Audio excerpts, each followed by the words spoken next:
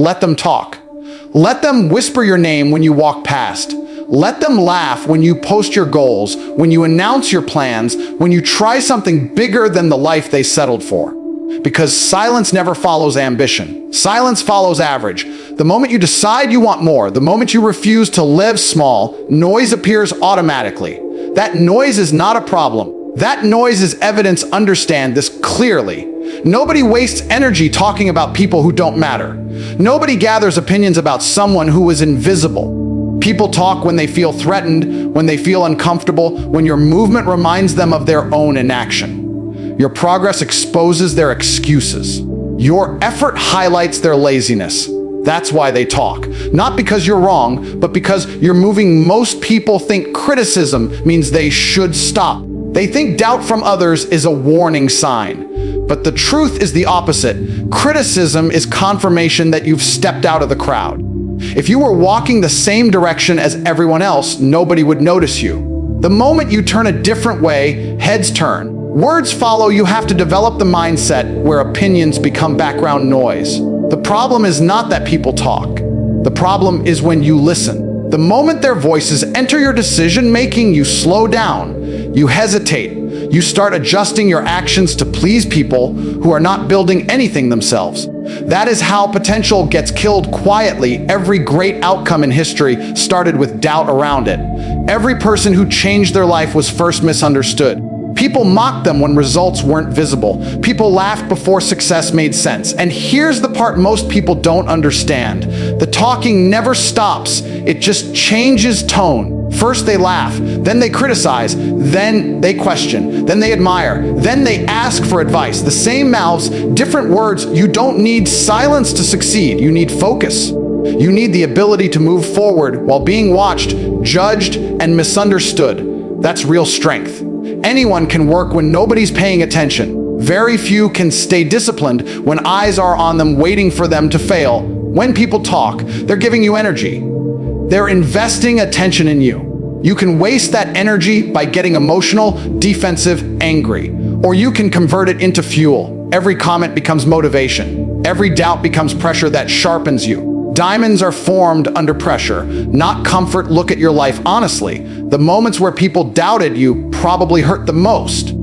But those were also the moments that forced you to dig deeper. Those were the moments that made you stronger than you would have ever become in silence. If nobody ever doubted you, you would never be tested. And if you're never tested, you never grow. Let them talk while you work. Let them speculate while you execute. Let them form opinions while you form discipline. Words are cheap. Effort is expensive. Most people can afford opinions. Very few can afford consistency. You don't need to explain yourself to people who aren't walking your path. You don't need to defend your vision to people who don't share your hunger. The more time you spend responding, the less time you spend building. And builders don't argue with spectators. There will be days when the noise feels loud, when it feels personal, when it hits your confidence.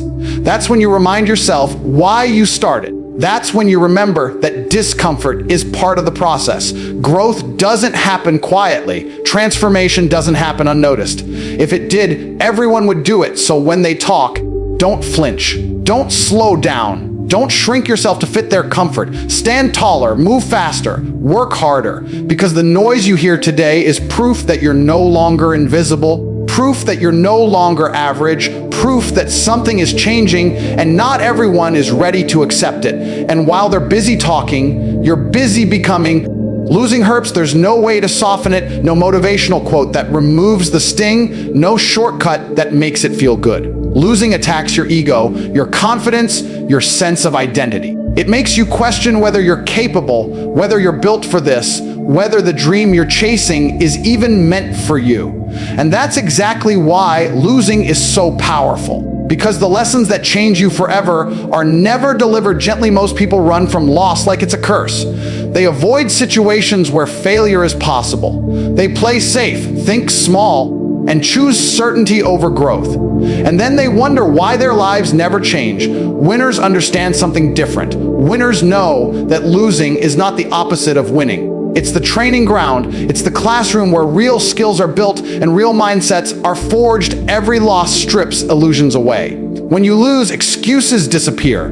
You can't hide behind hope or motivation or positive thinking. Loss forces you to confront reality. It shows you where you're weak, where you're undisciplined, where you're unprepared. And that honesty is priceless. You don't improve by being praised. You improve by being exposed. Think about it. When things are going well, you relax. You assume you figured it out. You stop analyzing. But when you lose, your mind sharpens. You replay every decision. You examine every mistake. You search for what went wrong because you don't want to feel that pain again. Loss turns your mind into a weapon. If you allow it to, the problem is most people take losing personally. They think losing means they are losers. They attach failure to their identity instead of their strategy. Winners separate the two. They understand that losing means the approach failed, not the person. That separation is the difference between someone who quits and someone who evolves. Every high-level competitor in any field has lost more times than you've tried. They've been embarrassed publicly. They've been counted out. They've felt the weight of humiliation. But instead of quitting, they studied the loss. They adjusted. They came back sharper. Losing didn't slow them down. It refined them. Losing teaches discipline because it punishes laziness immediately. It teaches humility because it reminds you that confidence without preparation is delusion. It teaches patience because progress doesn't happen on your timeline. And most importantly, it teaches resilience, the ability to stand back up when you don't feel like it, when your motivation is gone, when belief is shaking. That ability is worth more than talent. You don't become strong by winning all the time. You become strong by surviving defeat without breaking. Pressure reveals who you are. Loss reveals who you can become. That's why winners don't fear losing. They fear stagnation. They fear comfort. They fear a life where they never pushed hard enough to find their limits. There's a version of you that only exists on the other side of loss. A smarter version. A calmer version. A more dangerous version. But you only meet that version if you're willing to lose and keep going. Most people quit right before that transformation happens. They walk away carrying the pain, but leaving the lesson behind. If you're losing right now, it doesn't mean you're behind. It means you're in training. It means life is preparing you for a level you're not ready for yet. The pain you feel is not punishment, it's conditioning. The struggle is not a sign to stop. It's a sign to learn faster. The world rewards those who can take a hit and keep moving. Anyone can dream. Anyone can start. Very few can lose, analyze, adapt, and return without bitterness, without excuses, without losing belief. That process builds an inner strength that can't be taken away. Money can be lost. Status can disappear. But the mindset built through loss stays forever. So don't waste your losses. Don't rush past them. Study them. Extract the lesson. Harden your mindset. Upgrade your discipline. Because one day, the wins will come, and when they do, you'll realize they were earned in moments where nothing went your way, and you kept moving anyway. Pain is honest. It doesn't lie to you. It doesn't flatter you, and it doesn't care about your excuses. Pain shows up when something is wrong, when something needs to change, when something inside you is too weak to handle the level you're trying to reach. Comfort, on the other hand, whispers sweet lies. Comfort tells you that you're doing enough, that tomorrow is fine, that there's no urgency, no danger, no reason to push harder today. And that lie keeps people stuck for decades. Most people are addicted to comfort. They structure their lives to avoid discomfort at all costs. They avoid hard conversations, hard work, hard decisions. They choose ease over growth, pleasure over discipline, rest over progress. And then they wonder why they feel empty, why they feel frustrated, why deep down they know they're capable of more but never touch it. Pain is the signal that growth is happening. When you train your body, pain tells you the muscle is breaking down so it can rebuild stronger. When you discipline your mind, pain tells you that old habits are being challenged. When you chase a bigger life, pain tells you that you're stepping beyond what's familiar. Pain is not your enemy. Pain is proof that you are expanding. Comfort creates weakness because it removes resistance. Without resistance, nothing strengthens. A life without pressure produces a fragile mindset. The first obstacle feels overwhelming. The first setback feels unfair. The first criticism feels personal. That's why people who live comfortably break easily. When reality hits them, pain builds power because it forces adaptation. When things hurt, you either evolve or you suffer repeatedly. Pain sharpens awareness. It forces you to pay attention to what isn't working. It strips away arrogance and replaces it with precision. You become more deliberate, more focused, more disciplined. Look at the hardest moments of your life. Those moments shaped you more than the easy ones ever could. They taught you what you're capable of surviving. They showed you how strong you can be when you don't have a choice. Comfort never reveals strength. Comfort hides it. The problem is that people chase happiness instead of capacity. They want to feel good instead of becoming strong. But strength is what creates lasting confidence, not motivation, not inspiration. Strength, the kind that comes from enduring discomfort and not breaking every time you choose pain voluntarily. You gain control over your life, waking up early when you don't feel like it, training when your body wants rest, working when distractions are calling, saying no to what feels good now for what will feel great later. That pain compounds, and over time, it turns into authority over yourself. Avoiding pain doesn't remove it, it postpones it. The pain of discipline is temporary. The pain of regret lasts a lifetime. People who avoid discomfort today end up facing a much harsher pain tomorrow. The pain of being stuck, the pain of missed potential, the pain of knowing they never tried hard enough. Pain also builds mental toughness. When you go through hardship and survive, fear loses its grip on you. You realize you can handle more than you thought. Your threshold expands. Things that once felt unbearable become manageable. That's power, real power. Internal power that no one can take from you. Comfort weakens decision-making. When life is easy, you get sloppy, you delay, you negotiate with yourself. Pain eliminates negotiation. Pain demands action. It demands clarity. It forces you to choose who you're going to become. If your life feels difficult right now, it might be because you're being prepared for something greater. Pressure is shaping you. Resistance is refining you. The discomfort you're feeling is not random. It's necessary. You don't rise to the level of your goals. You rise to the level of your tolerance for pain. Strong people are not born. They are built. Built through repetition, through struggle, through moments where quitting would be easier than continuing. Every time you push through pain, you reinforce an identity. You become the person who doesn't fold when things get hard. And once that identity is built, everything in your life changes because you trust yourself to handle whatever comes next. Failure makes noise in the moment. It's public, it's uncomfortable, it bruises the ego and leaves a mark you can feel. Quitting, on the other hand, is quiet. There's no announcement, no dramatic collapse, no instant reaction. But its echo lasts forever. Failure fades with time. Quitting becomes part of who you are if you allow it to settle into your identity. Most people fear failure because they imagine embarrassment, judgment, and shame. But what they don't realize is that failure is temporary. It's an event. Quitting is a decision, and decisions shape futures. When you fail, you still have momentum. When you quit, momentum dies instantly. Failure still keeps you in the game. You're still learning, still adjusting, still moving. Quitting removes you from the arena completely. And nobody ever becomes strong by stepping out when things get difficult. Strength is built by staying present in discomfort. By continuing even when progress feels invisible. Quitting teaches your mind a dangerous lesson. It teaches you that escape is an option. Once your mind learns that quitting is available, it will suggest it every time things get hard. The first quit is the hardest. After that, it becomes a habit, and habits don't stay isolated. They spread into every area of life. Failure doesn't destroy confidence. Quitting does. When you fail and keep going, you build self-trust. You prove to yourself that you can survive disappointment. You prove that setbacks don't control you. But when you quit, something inside you weakens. You start doubting your ability to follow through.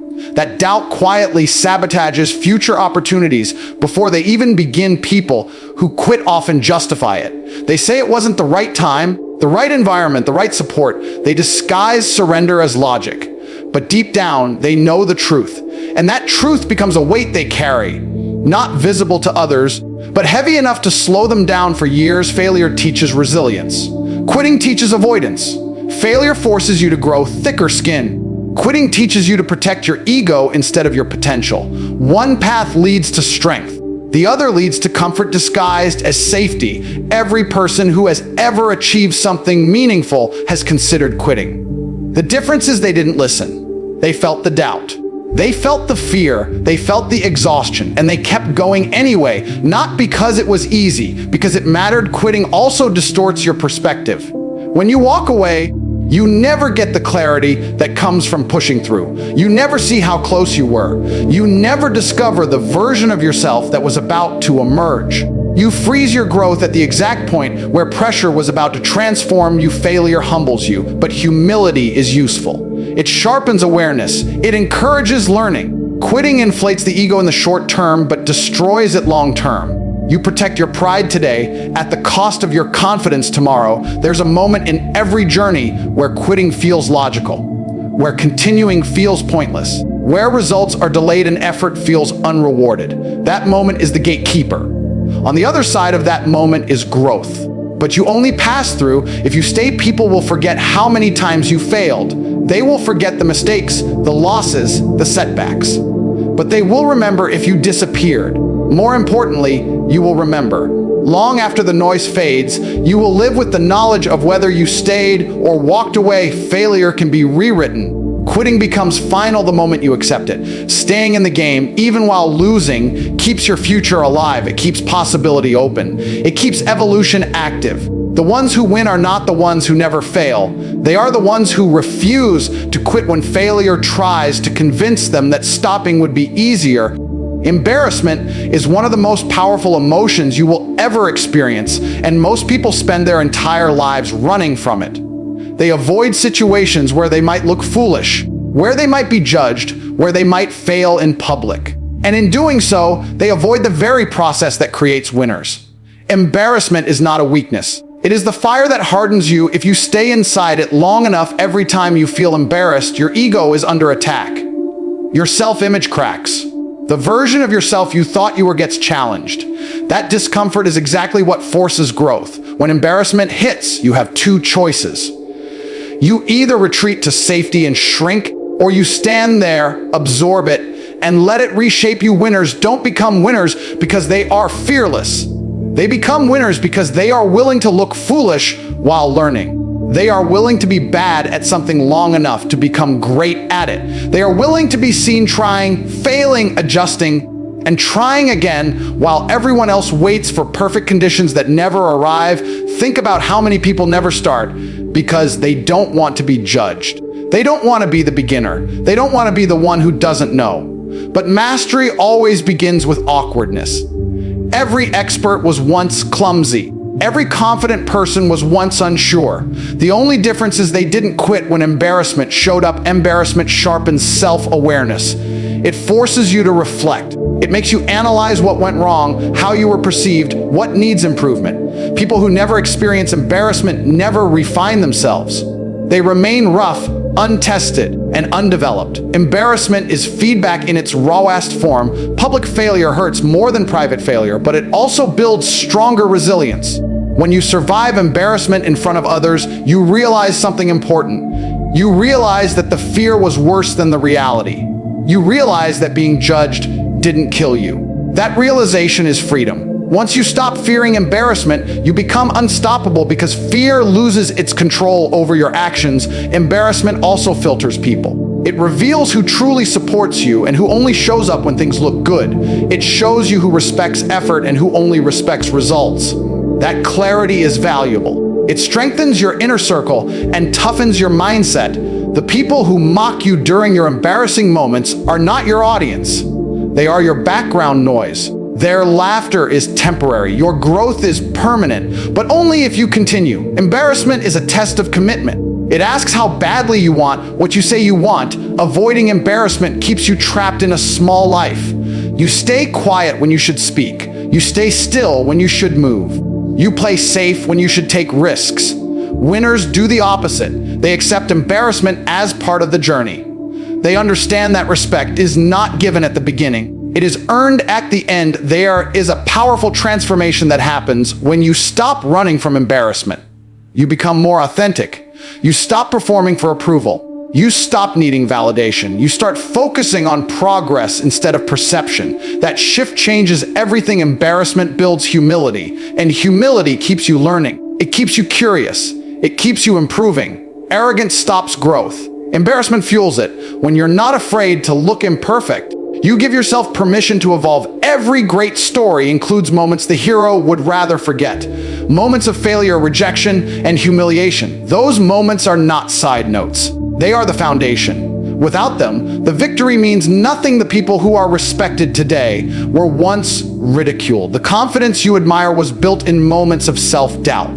The strength you envy was forged in situations where walking away would have been easier than staying and facing embarrassment. The only way to reach that level is to go through it, not around it. To let embarrassment shape you instead of break you, and to keep showing up even when your pride wants to disappear. There is a moment in every real journey where everything changes, not on the outside, but on the inside.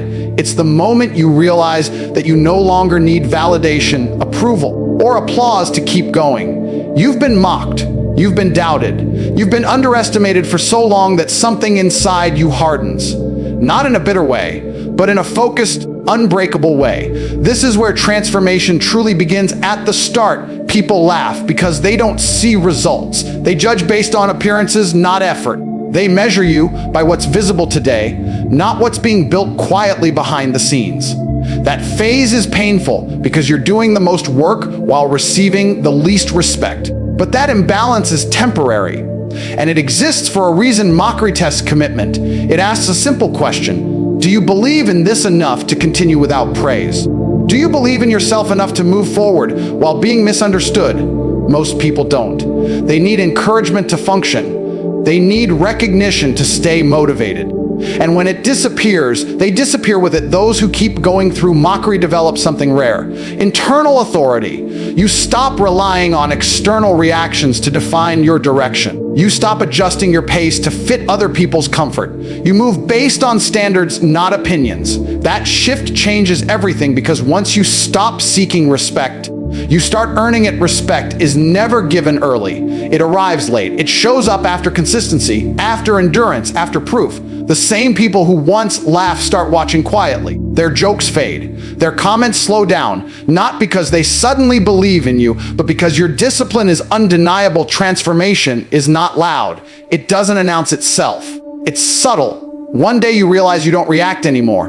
The words don't sting. The doubts don't distract. You're too busy executing. That emotional control is power. That's when you've outgrown the phase where mockery can reach you. Respect comes from results, but more importantly, it comes from presence. From the way you carry yourself when things are hard, from the calm you maintain under pressure, from the consistency you display when motivation is gone. People feel that. They may not say it, but they notice. There's also a moment where you stop wanting revenge. You don't need to prove anything to anyone anymore. Success stops being about silencing critics and starts being about fulfilling potential. That's maturity. That's when winning becomes sustainable instead of emotional. The journey from mocked to respected is not linear. There are setbacks. There are days where doubt creeps back in. But the difference now is that you don't stop. You've been through too much to quit. You've invested too much pain, too much effort, too many lonely hours to walk away. When respect finally arrives, it feels different than you imagined. It's quieter. It's subtle. It comes in the form of changed behavior. People listen more. They question less. They observe instead of criticize. And the irony is, by the time it happens, you no longer need it. The strongest position you can reach is indifference to opinion. Not arrogance, not ego, indifference. When praise doesn't inflate you and criticism doesn't break you. When your direction stays the same regardless of external noise. That's dominance over self. The people who mocked you didn't disappear. They just lost influence. Their voices no longer matter because your identity is anchored in action, not approval. You trust yourself now. You've seen what you can survive. You've seen what consistency can do. And that confidence is unshakable. The final transformation is not about becoming someone else. It's about becoming more of who you were supposed to be before doubt, fear, and outside opinions interfered. You don't need to announce your growth. Your discipline will speak. Your results will speak, your presence will speak, and the same journey that once felt humiliating becomes the foundation of your strength. Because nothing builds respect like resilience, nothing builds authority like endurance, and nothing builds power like continuing forward long after everyone expected you to stop. Everything you've heard comes down to one truth most people never accept. The path to winning is not clean, not quiet, and not comfortable. It is loud with doubt, heavy with loss, soaked in pain, tested by embarrassment, and challenged by moments where quitting feels like the smartest option. And yet, that exact path is the one that forges real strength. Let them talk. Their noise is proof that you're no longer invisible. Let yourself lose, because every loss sharpens you, teaches you, and prepares you for a level you couldn't survive before. Accept pain, because pain strips weakness and builds power. Refuse to quit, because quitting is the only failure that echoes forever. Walk through embarrassment, because respect is earned on the other side of humiliation. This journey changes you. It hardens your mindset, sharpens your discipline, and forces you to become someone who can handle success when it finally arrives. You stop chasing approval. You stop needing validation. You stop reacting to opinions. You start moving with purpose, with certainty, with control. Winning is not a moment. It's an identity built over time. It's the result of staying in the fight when others walk away, of learning when others complain, of standing firm when others fold. The people who make it aren't special. They're relentless, so take everything you've been through and use it. Use the doubt, use the losses, use the pain, use the embarrassment, use the silence, because one day the same journey that tried to break you will be the reason nothing ever can.